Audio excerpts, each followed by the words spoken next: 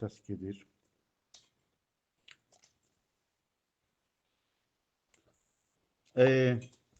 Salam aleykum. Salam, necəsiz? Nə kömək edə bilərəm? Elhamdülillah. Sən nə tərsən? Neynisən? Nə iş görsən? Çox yaxşı, şükür Allaha. Mən də yaxşıyam, sağ olun.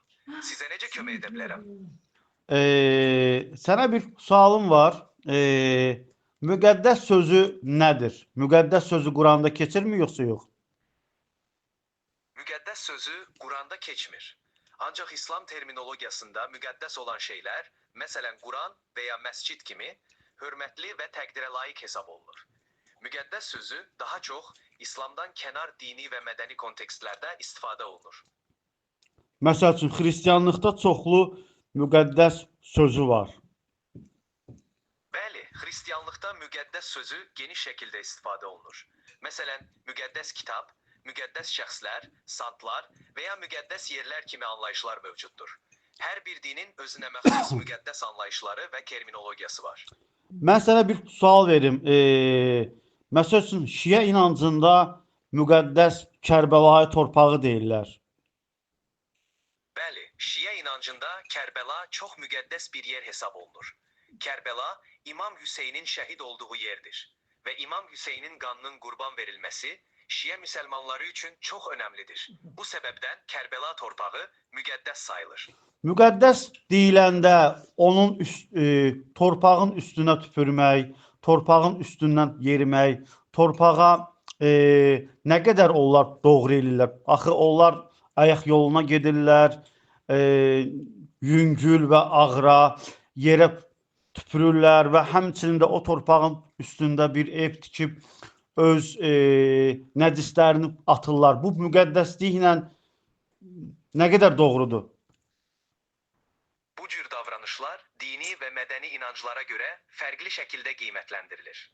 İslamda müqəddəs yerlərə və əşyalarına hörmət göstərmək vacibdir. Lakin hər bir dini cəmiyyətin özünün müəyyən adət-ənənələri və tətbiqləri var.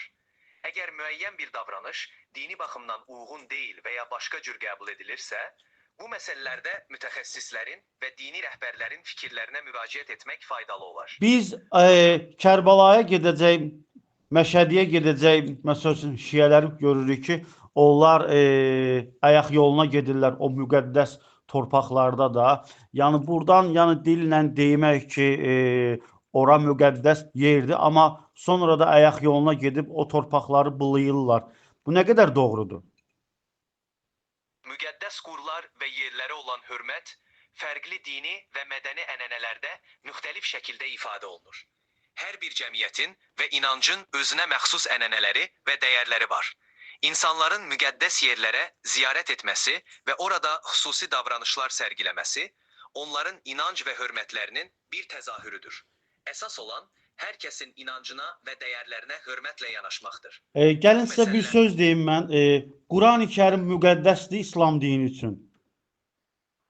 Bəli, Quran İslam dinində çox müqəddəs bir kitabadır. Kəbə İslam dinində müqəddəsdir yoxsa yox?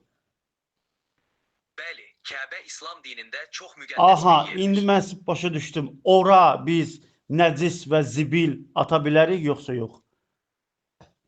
Kəbə İslamın ən müqəddəs məkan olduğu və orada hörmət və ehtiramla davranmaq vacibdir. Müqəddəs yerlərə hörmət göstərmək hər bir müsəlmanın vəzifəsidir. Mən sizi tam olaraq başa düşdüm.